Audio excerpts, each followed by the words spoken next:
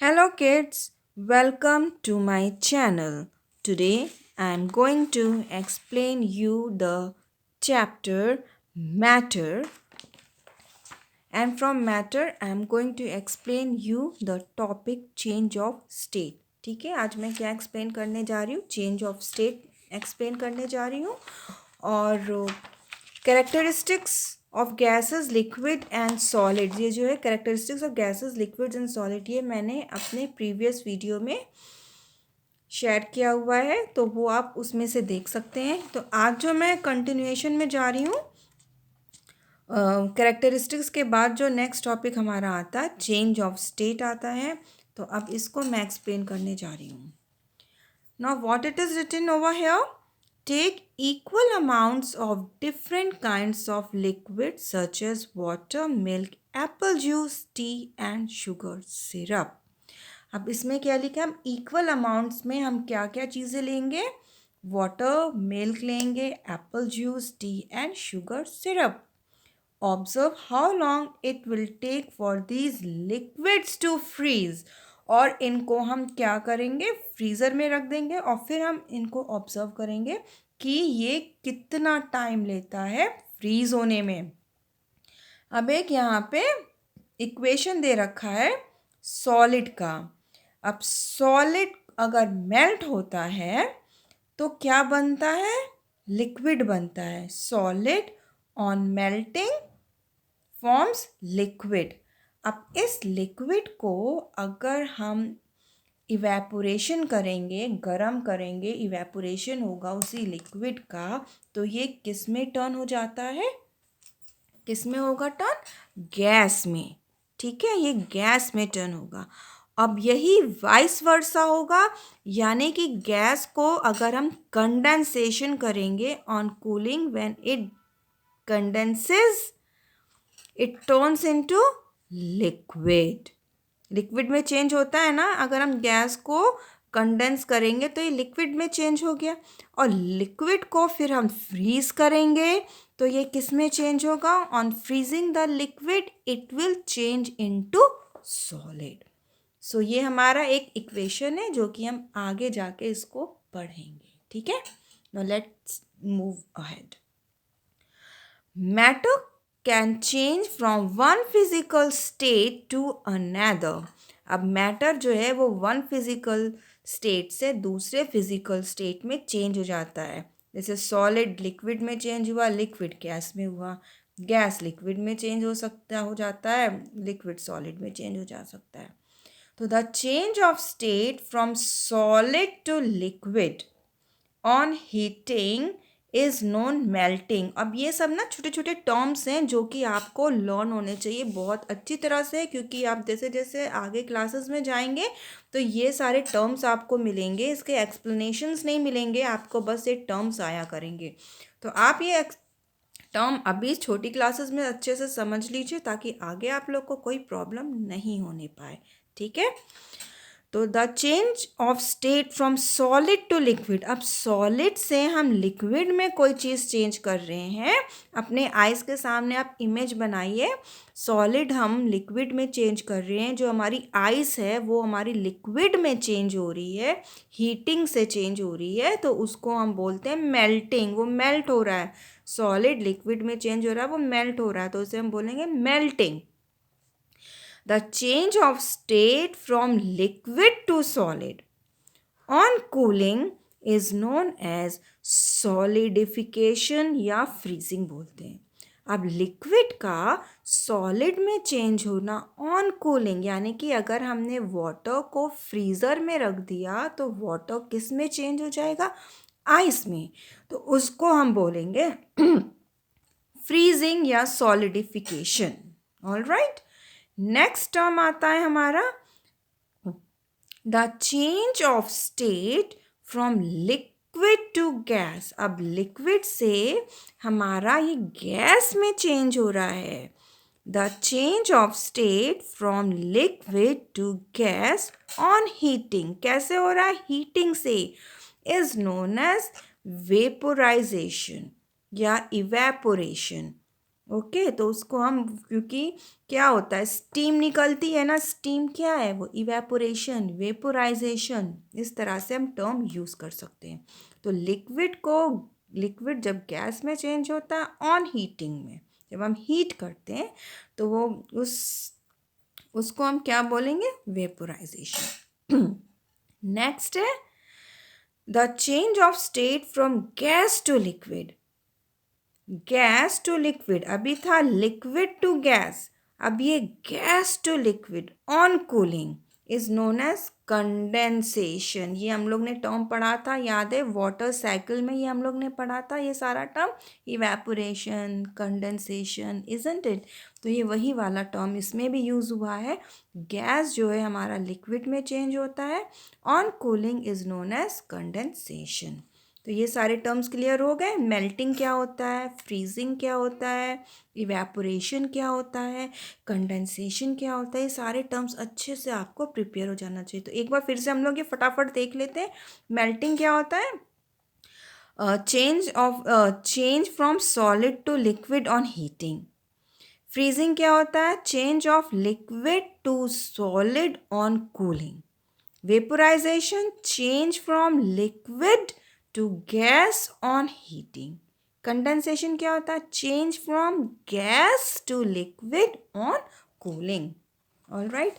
अब नेक्स्ट हम आते हैं एक्सप्लोर। यहाँ एक एक्सपेरिमेंट दे रखा है, उसको ज़रा हम लोग समझेंगे, ठीक है। ये आप लोग खुद से भी कर सकते हैं, बहुत इंटरेस्टिंग एक्सपेरिमेंट है, ये आप लोग अपना ट्राई कर सकते हैं when ever you get time to observe reversible and irreversible changes.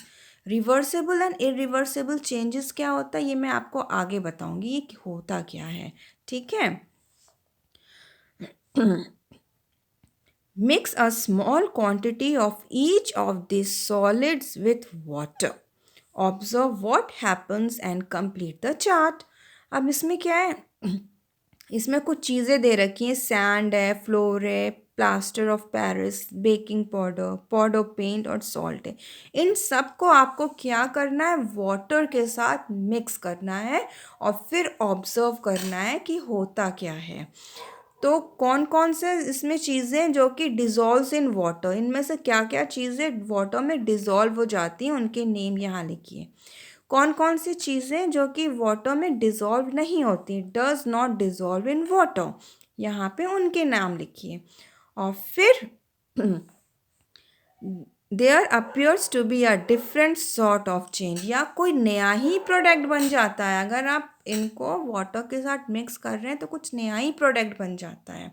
एक चीज़ है जो कि आप सारी चीज़ें डालिए वाटर में, water plus sand, water plus flour, water plus plaster of Paris, water plus baking powder, water plus powder paint, water plus salt, सबको आप वाटर में ऐड करिए और फिर उसको अच्छे से स्टर करिए और फिर उसके बाद आप देखिए क्या होता है।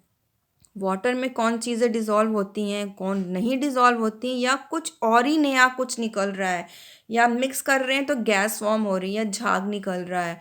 तो ऐसा भी कुछ, अगर कुछ डिफरेंस आपको दिख रहा है जो कि ना डिज़ोल्व हो रहा है वाटर में, या ना तो वो डिज़ोल्व भी नहीं हो रहा है और उसके बाद जो है, या डिज़ोल्व हो रहा है लेकिन कुछ और ही हो रहा है वो चीज़, तो वो आप यहाँ पे लिख सकते हैं नंबर 3rd कॉलम में। अब नेक्स्ट एक्सपेरिमेंट क्या है, और भी इसमें चीज़ें दे रखी है लेकिन ये थोड़ा सा इसको केयरफुली करना होगा। इसको करने के लिए आपको ग्लव्स पहनने पड़ेंगे।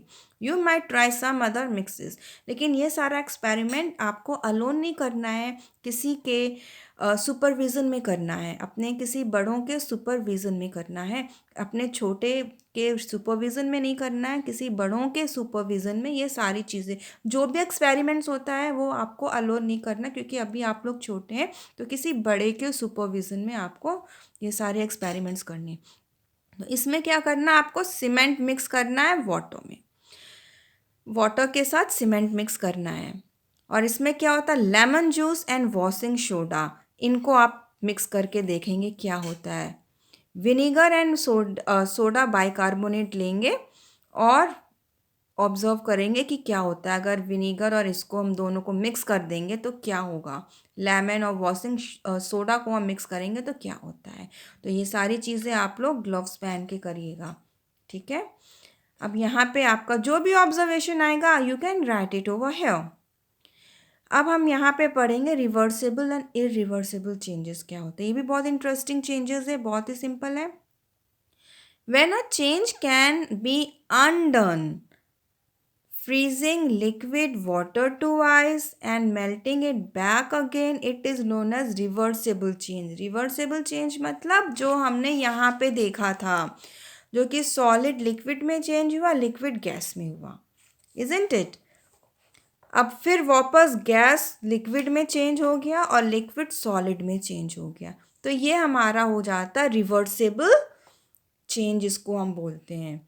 सॉलिड लिक्विड में हुआ और लिक्विड गैस में हुआ, फिर उसके बाद गैस लिक्विड में चेंज हुआ, लिक्विड सॉलिड में चेंज हुआ, तो ये हमारा हो जाता है रिवर्सिबल चेंज। अब इरिवर्सिबल चेंज क्या होता है? The changes in which we cannot get back the original substance are called irreversible changes. अब कुछ चेंजेस होते हैं जो इरिवर्सिबल होते हैं, जो कि बैक नहीं होते हैं। इसमें हमने कंडेंस किया गैस को तो लिक्विड बना, लेकिन वो रिवर्सिबल नहीं हो पाता है।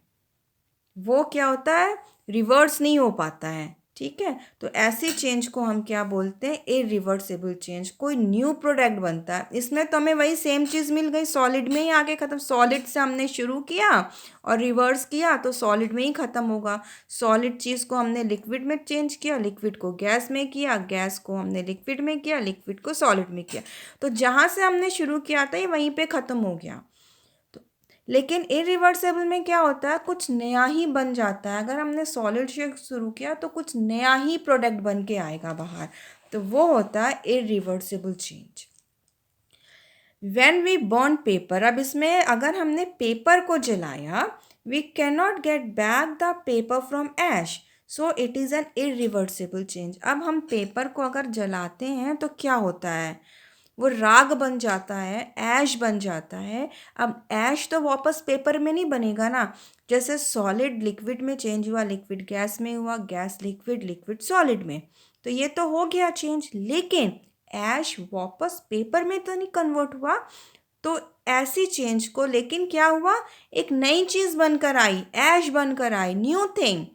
पेपर से हमें न्यू थिंग क्या मिली? ऑन बर्निंग ऐश मिली, नई चीज़ बनकर आई।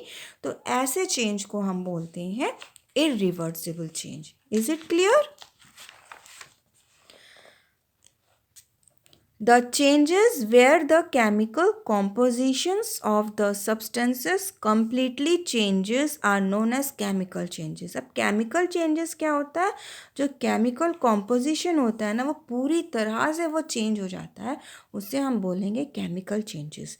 For example, the composition of ash is very different from paper. अब आप देख सकते हैं पेपर से और ऐश दोनों एकदम डिफरेंट चीज़ें। Paper and ash it's totally different, एकदम ऑपोजिट है दोनों। तो क्या हो रहा है? उसमें पूरा चेंज हो गया है। तो इसमें जो हमारी जो केमिकल कॉम्पोजिशन है ना, वो पूरा चेंज हो गया एकदम। It is an entirely new substance, एकदम नई चीज़ बन गई। पेपर से ऐश एकदम न्यू चीज़ बन गई। Whereas during physical change only the physical state of matter changes, no substances are formed. और जो फिजिकल चेंज में क्या होता है? सिर्फ मैटर का चेंजेस होता है और उसमें न्यू चीज़ नहीं बनती है। केमिकल चेंज में क्या होता है? एक न्यू सब्सटेंस बनकर आता है, एंड जो हमारा जो एंड प्रोडक्ट होता है वो एकदम न्यू चीज़ होती है, बन के आती है। लेकिन फिजिकल चेंज में हमारा जो एंड प्रोडक्ट होता है वो न्यू चीज़ नहीं बन के आती। No new substances are formed, कोई भी न्यू सब्सटेंस नहीं बनता है, ठीक है। जो हमारा एंड प्रोडक्ट है वो न्यू नहीं होता है, लेकिन केमिकल चेंज में जो हमारा एंड प्रोडक्ट है वो न्यू होता है। Next, soluble and insoluble substances. अब सॉल्युबल एंड इनसॉल्युबल सब्सटेंसेस क्या होता है? Prepare lemonade with lemon juice. अब यहाँ पे क्या लिखा है? लेमोनेड आपको बनाना है। क्या क्या यूज़ करना है? Lemon juice, sugar, salt and water, इन सारी चीज़ों को बना के मिला के आपको लेमोनेड बनाना है। Add some ice and share with your friends. और उसमें आइस डालिए और अपने फ्रेंड्स के साथ आप इसको शेयर कर सकते हैं। When we prepare lemonade, the salt completely dissolves in water. अब जब आप लेमोनेड बनाएंगे तो आप क्या देखेंगे, सॉल्ट जो होता है वो पूरी तरह से वाटर में डिसॉल्व हो जाता है। Substances which dissolves completely in another substance are called soluble substances. अब soluble substances क्या होता है, जो कि वाटर में completely डिजॉल्व हो जाता है, उसको हम बोलते हैं soluble substances। जैसे शुगर, सॉल्ट, ये सारी चीज़ें अगर आप वाटर में मिक्स करेंगे तो ये completely उसमें डिसॉल्व हो जाता है। But substances which do not dissolve in water are called insoluble substances। तो कुछ ऐसे भी substances होते हैं जो कि completely dissolve नहीं होते हैं वाटर में। फॉर एग्जाम्पल सॉइल, मड, ये सैंड, ये सारी चीज़ें अगर आप वाटर में मिक्स करेंगे तो आप क्या देखेंगे, ये मिक्स नहीं होता, ये अलग से आपको दिखेगा। Salt is soluble in water and sand is insoluble in water. अब सॉल्ट जो होता है वो वाटर में तो soluble हो जाता है, लेकिन सैंड को आप वाटर में डालेंगे तो वो insoluble नहीं होता। आपको सैंड के जो ग्रेन्स हैं, जो पार्टिकल्स हैं सैंड के, वो आपको एज इट इज़ वाटर में दिखेंगे अलग से, वो नीचे सेटल हो जाएंगे कुछ देर बाद। Name two other substances which are insoluble in water. अब आप बताइए, अब सोचिए कि ऐसे कौन से 2 और सब्सटेंसेस हैं जो कि वाटर में इनसॉल्युबल होते हैं। तो कोई भी 2 आप सोच सकते हैं और यहाँ पे लिख भी सकते हैं, ठीक है। The substance which dissolve is called solute. अब सॉल्यूट क्या होता है, जिसमें आपने उस the substance which dissolve is called solute. जो सब्सटेंस जो आप वाटर में डाल रहे हैं उसको हम सॉल्यूट बोलते हैं। अब ये सारे जो टर्म्स हैं ना, इसको आप अपने माइंड में अच्छे से फीड कर लीजिए, क्योंकि सॉल्यूट, सॉल्वेंट, ये सब जो आप आगे पढ़ेंगे ना, नेक्स्ट क्लास में जाएंगे, नेक्स्ट लेवल में आप जाएंगे अपने, तो ये सारे टर्म्स आएगा। तो अगर ये अभी आपके ये सारे टर्म्स क्लियर हो जाएंगे तो आपको आगे की क्लास में प्रॉब्लम नहीं होगी इन टर्म्स को समझने के लिए, ठीक है। तो सॉल्यूट क्या होता है, वाटर में आप कोई भी चीज़ डाल रहे हैं तो उस चीज़ को हम बोलते हैं solute. The substance in which it dissolves is called solvent. और जिस चीज़ में आप उस सॉल्यूट को मिक्स कर रहे हैं उसको हम बोलते हैं सॉल्वेंट। जैसे वाटर में जैसे हमने सॉल्ट लिया, वाटर में मिक्स किया, तो सॉल्ट जो हुआ वो हमारा सॉल्यूट हुआ। और सॉल्ट को हमने किस में डाला, वाटर में डाला, तो वाटर हमारा क्या है, सॉल्वेंट है, ठीक है। ये क्लियर हो गया आपको टर्म। तो सॉल्यूट क्या हुआ, जो चीज़ हम डाल रहे हैं वो सॉल्यूट हुआ, और जिसमें हम डाल रहे हैं वो हो गया solvent. The mixture of solute and solvent is called solution. अब एक और टर्म आता है सॉल्यूशन। तो सॉल्यूशन जो होता है कोई भी एक चीज़ से नहीं बनता है, उसमें 1 से ज़्यादा चीज़ का इस्तेमाल होता है, तो वो हम उस चीज़ को फिर हम सॉल्यूशन बोलेंगे। अब ये सॉल्वेंट और सॉल्यूट मिला के क्या बन रहा है, सॉल्यूशन बन रहा है। when making lemonade, salt, sugar and lemon juice are solutes। अब सॉल्यूट्स क्या हो गए, सॉल्ट हो गया, शुगर हो गया, लेमन जूस हो गया, ये सॉल्यूट्स हो गए। And water is solvent. अब किस में आप मिक्स कर रहे हो, वाटर में मिक्स कर रहे हैं, तो वो हमारा सॉल्वेंट हो गया। और जो लेमोनेड जो हमारा बन के तैयार हुआ वो क्या हो गया, सॉल्यूशन हो गया। Lemonade is the solution formed by mixing of salt, sugar, lemon juice and water. तो ये सारी चीज़ें मिक्स करके हमारा क्या बन गया, सॉल्यूशन बन गया या लेमोनेड बन गया। Okay students, so that's all for today. और अगर अभी तक आपने मेरा चैनल सब्सक्राइब नहीं किया है तो आप लोग इसको ज़रूर कर लीजिएगा। Thanks for watching my video. God bless you all.